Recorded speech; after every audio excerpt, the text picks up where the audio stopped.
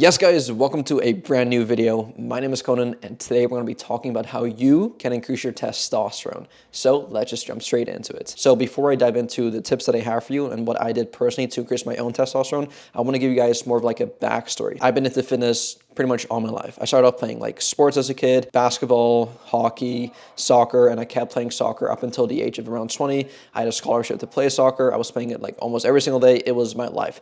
And then when 2020 happened, the disease came, I completely quit playing soccer cold turkey, and I transitioned mainly from playing soccer the entire time to pretty much doing full-on bodybuilding. So I was lifting weights 6 to 7 days a week. I was like just tracking my food, eating the protein, getting my sleep in, reducing my stress levels. Like I was living the lifestyle while going to school and working a couple jobs. So I did that for a couple of years, and I just like full-on pursued this bodybuilding lifestyle.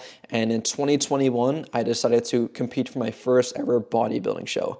That entire experience was a great experience of just like doing the workouts, doing the cardio, especially when you did not feel like doing it, eating like down to like 1,500 calories. Like I was absolutely sucking at it. And then I finally competed. After I competed, I obviously noticed symptoms of lower testosterone. My energy levels were at an all-time low. Like I had a really hard time getting out of bed, which is so uncommon for me because I wake up every single morning, usually like way before my alarm does. And I'm just excited to attack the day, just like do my work, get ready for my clients, do my workout, and just attack the day pretty much, right? But after my prep, like I was just like the exact opposite of that. I would sleep in all the time, low libido, all the symptoms that you could imagine of having low testosterone, right? So I made the decision to get my blood tested after the show, and that was probably a big mistake. I should have gotten my blood work done before the show, so I had actually something to compare to at a normal body fat percentage when I actually had normal energy levels, but I decided to have my blood tested after the show was done. So my reference point probably was not as accurate,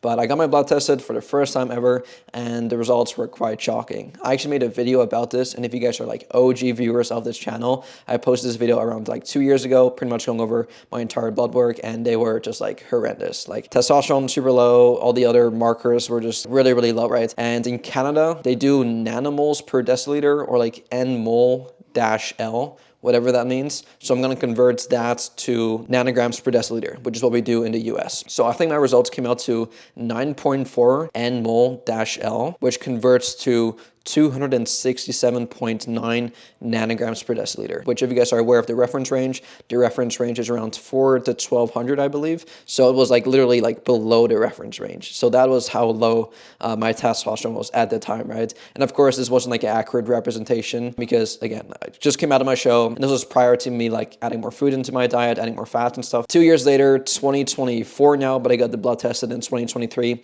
at around September time. So it was a couple months ago, but the results came back at around 850 nanograms per deciliter. So as you guys can tell, my testosterone levels have drastically increased from, I guess, my starting point, which again was not super accurate, but they've definitely increased from there to what it is now, to pretty much the high end of the optimal reference range, which I'm really proud of. And in today's video, I'm going to share with you guys exactly what I did to go from 200 to 850. So let's just jump straight into it. So I have 3 main tips for you guys, which should be pretty common, but I'm going to go over them really quickly. And then the 4th tip is really, really important. So I want you guys to make sure to stay tuned throughout the entire video, because the 4th point is something that I did not really know much about. And when I finally realized what this was and I actually started taking action towards this, I definitely noticed some amazing results. And these tips, by the way, are all lifestyle changes. So you don't have to take some crazy supplements. You don't have to do anything drastic. I may make like an entire series out of this, but in today's specific video, I'm strictly just going to talk about the lifestyle changes that you can start doing like right now, right away, as soon as you're done watching this, to help increase your testosterone levels. If you guys want to see a part 2 of the supplements that I took, I can definitely go ahead and do that and maybe talk about some other stuff as well, like more in depth. But let's just cover the fundamentals first. So number 1 is proper sleep. A lot of people neglect their sleep, and I know it's not like a sexy kind of thing to start with, because a lot of people think about it's like, oh, you got to train hard and you got to have a healthy diet, right? Which are both really, really important. But a lot of people neglect their sleep, especially in like your late teenage years, your early 20s, when you want to go out and party, pull all-nighters. Like as a student, you probably neglect your sleep to like study for math assignments or study for the finals or midterms coming up and stuff as well, right? But sleep is so fundamental. So basically when you sleep, your body releases a hormone called growth hormone, and that is basically when your body like rejuvenates and actually grows muscle, right? So I want you guys to aim for at least 7 to 9 hours of high quality uninterrupted sleep every single night. This includes the weekends. Like, don't just take the weekend lightly. Like, your body doesn't know the difference between a weekday and a weekend. I talked about this in my last video as well, but the weekend is just some arbitrary human made up thing from like just 100 years ago in the UK. And I think the reason why weekends came to existence in the first place was because people just like so disliked their daytime job where they wanted to like look forward to something, which is why the weekend was created.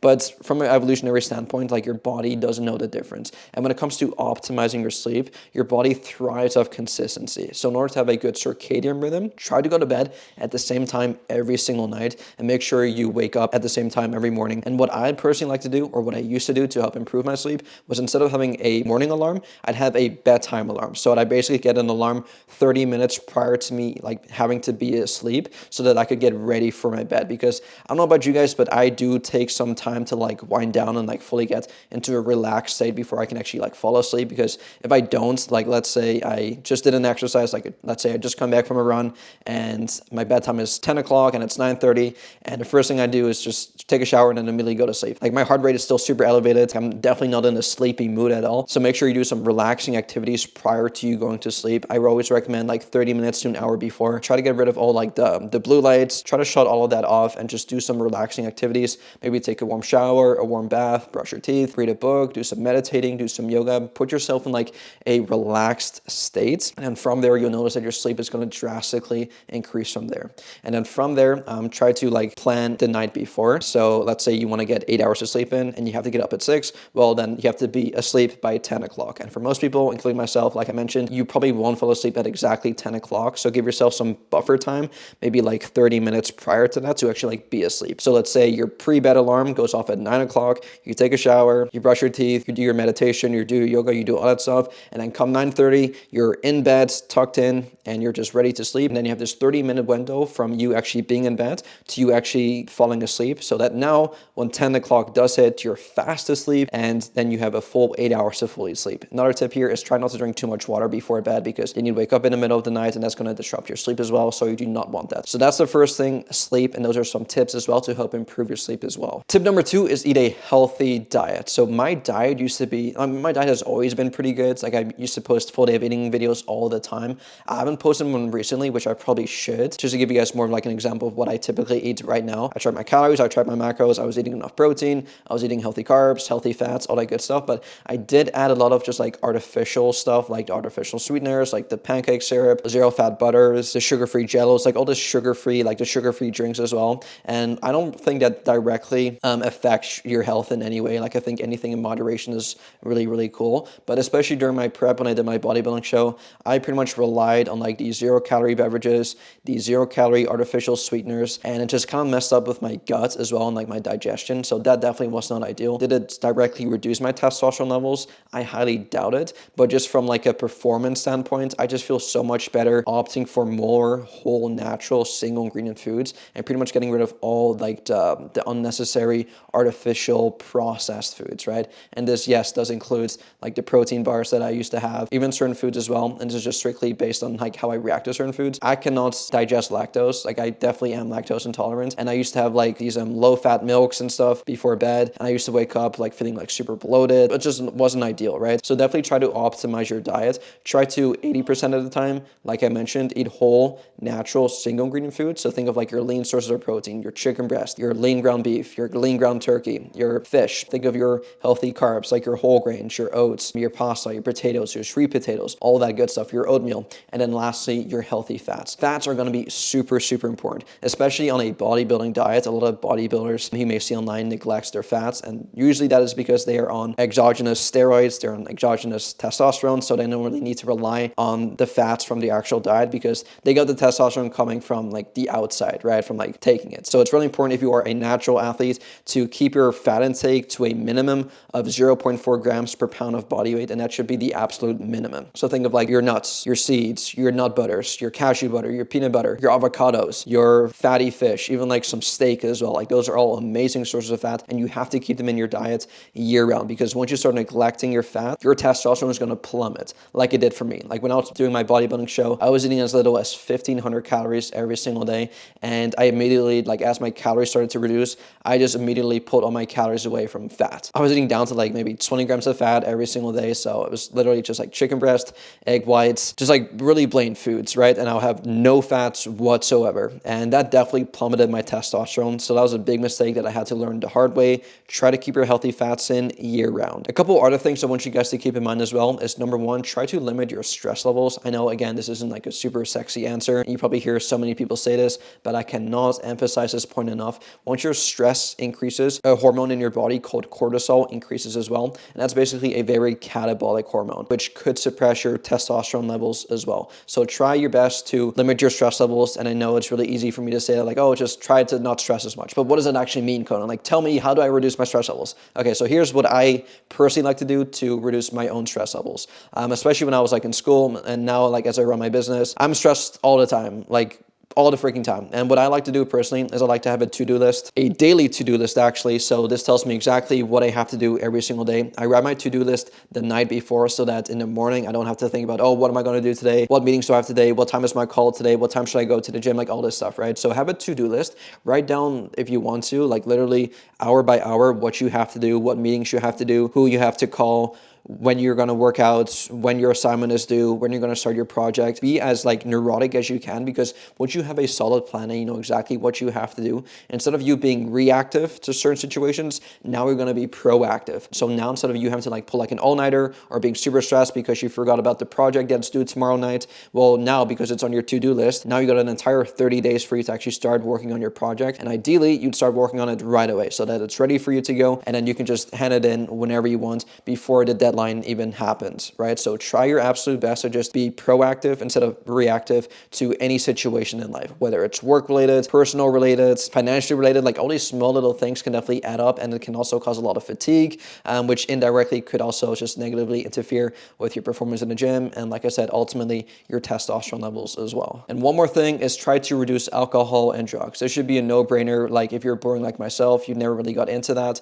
I personally never got into that. I don't even like the taste of beer. I don't like the taste of wine. I don't like drinking alcohol. I've done it a couple times. Like I'm not a perfect human being, but every time I do it, I just genuinely don't have a good time. And I, of course, like I regret it the day after. I think only one time in my life I got like super drunk.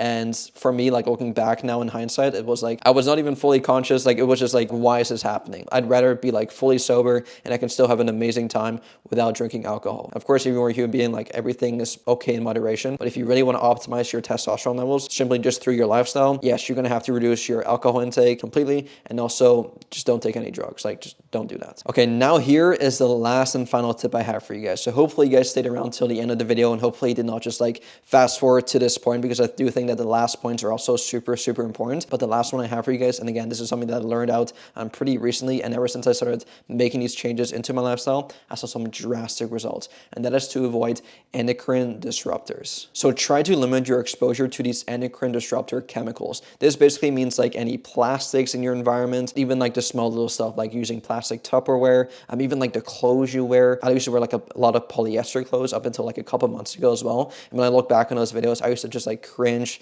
so much, because you're literally surrounded by just like plastic in your body, especially like wearing it to the gym, like the super soft material that's like elasticy and plasticky, especially like when you sweat in it and you transfer heat through it. I just think that's a super bad kind of like situation for you to be in. And even worse yet, like I used to wear like polyester underwear as well, pretty much like for my entire teenage years, which I think is such a bad thing to do. So ever since like I did some research, and by the way, where I kind of learned this from was actually from a book. I forget what it's called. It's called Estro Generation, I think. I forgot who the author is, but if you just search up on Google, Estro Generation, there's actually a podcast on that as well. It's made by a doctor, and I listened to a podcast and I read his book recently as well. And it's just like really just like eye-opening to see like how much we are surrounded by these endocrine disruptors, and like just how much like plastic is around us, right? And plastic, by the way, guys, is very estrogenic. So you want to try to stay away from as much plastic as you can in your environment. So that may mean that, yes, instead of using the plastic Tupperware containers, try to use glass instead. Instead of drinking through like the plastic cups of water and plastic water bottles, try to have like a glass water bottle, or like actually drink through glasses. I've made a lot of substitutions out of my life. Am I perfect? No, like I'm still, like there's still some plastic around me. The Apple phone case is plastic. Some of my chair is plastic. I'm sure there's part parts of my desk that are plastic as well.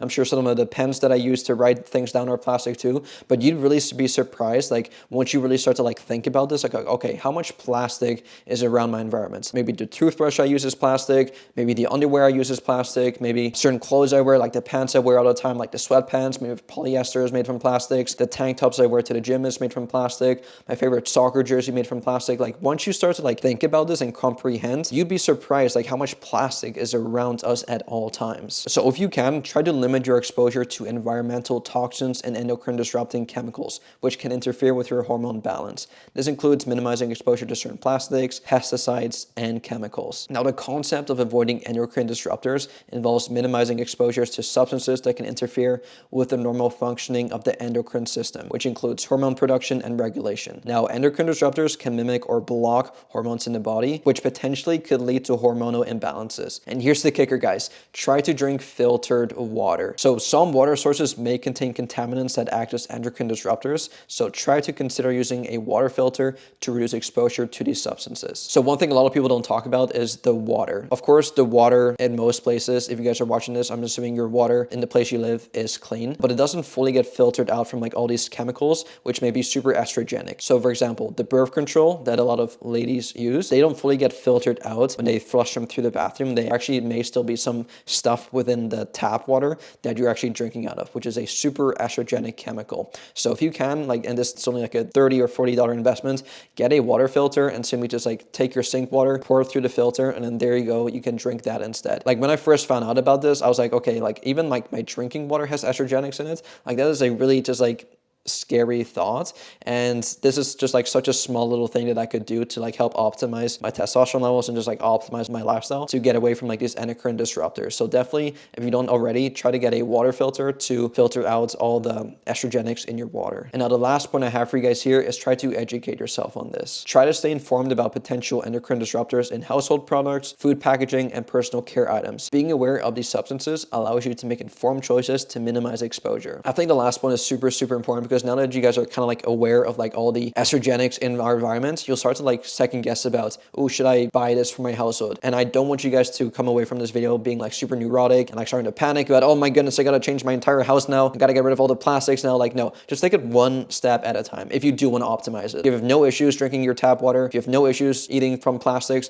then please like just ignore this last part. But if you guys do want to like optimize your testosterone levels, or at least like try to minimize the estrogens in your environment, I definitely encourage you to do a bit more research on this and try to like just step by step try to reduce the plastics in your environment. So don't just drastically get rid of everything, just take it one step at a time. So instead of using like the hand soap that has like the plastic bottle, try to use the hand soap instead from like a bar or something. Next week, maybe you can try to get rid of all your pens and use maybe pencils instead. Then you can go ahead and get rid of all your plastic water bottles and replace them with like some stainless steel water bottles. And then you can get rid of all like the plastic plates and forks and utensils and swap them out for like actually glass and steel utensils. So with that said, I'm going to wrap up today's video. Hopefully you guys took something out of this video. Let me know if you have any questions on this. But if you like this video, please be sure to go give this video a thumbs up. I'd highly appreciate it. And I'll see you guys in the next one. Peace out.